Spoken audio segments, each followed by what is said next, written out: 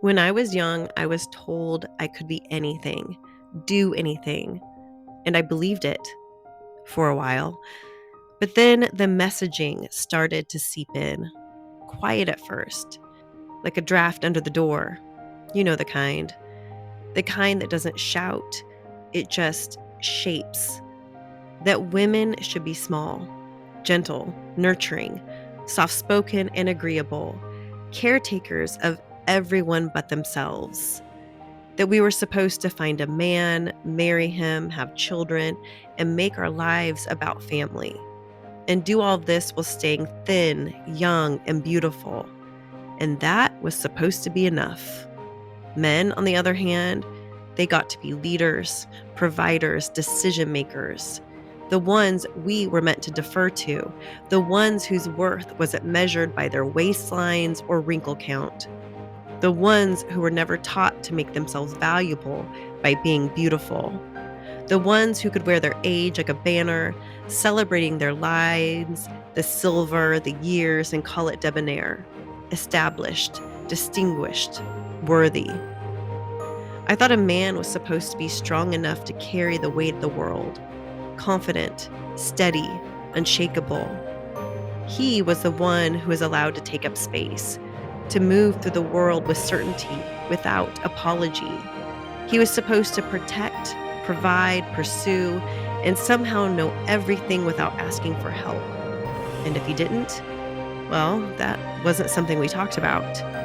There wasn't a lot of room in the stories I was shown for weakness or uncertainty or for a man who didn't already have it all figured out. Just as there wasn't room for a woman who wanted to lead or wanted more than a neat life tucked inside someone else's. Well, that is, unless she didn't care about being called names.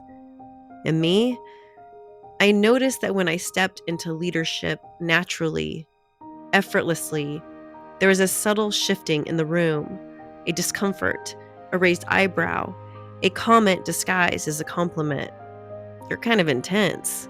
You've got a lot of opinions. Wow, you're really assertive, aren't you? Slowly, those words taught me something else. They taught me that intensity was threatening, that opinions made you less lovable, that leadership only looked good on you if you made yourself small enough not to be a bother. And just like that, I learned the rules. Not spoken out loud, not written down, just understood. Shrink, soften, make room for someone else to take the lead, preferably a man. The path was laid out, a clear course in what it meant to be a woman in a world that worships the ideal and punishes the actual.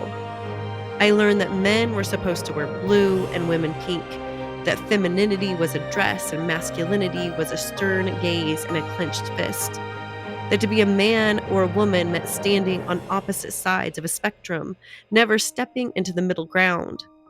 All of it arbitrary rules dressed up as destiny, all of it designed for someone else's comfort. We were taught that feminism was a dirty word, that if a woman dared strive for equality, she was ungrateful because she was supposed to be cared for, not stand on her own.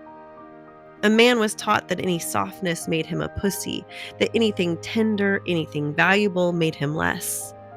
But the truth is, it makes him more whole, more human, more capable of holding the weight and wonder of both strength and softness at once. He can be strength without violence, tenderness without apology, stillness without shame, fire without destruction. But none of that was handed to us easily. We had to dig for it. We had to unlearn. So I tried. God, I tried. Tried to want what I was told I should want. Tried to be what I was told I should be. A version of femininity that looked better in a magazine spread than it felt in my body. Eat less. Smile more. Work out, but don't get too muscular. Be attractive, but not too sexual. Be intelligent, but not intimidating. Be ambitious, but not so ambitious you make anyone uncomfortable. It was exhausting trying to be the perfect contradiction. Meanwhile, everyone around me seemed to move through these expectations like it was second nature, like it was comfortable, like it fit.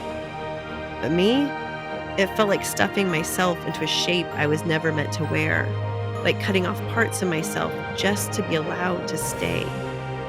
I tried to belong. I tried to disappear the parts of me that didn't fit neatly into the story. But belonging at the cost of myself was never going to be enough. And maybe that's where the bloom really began.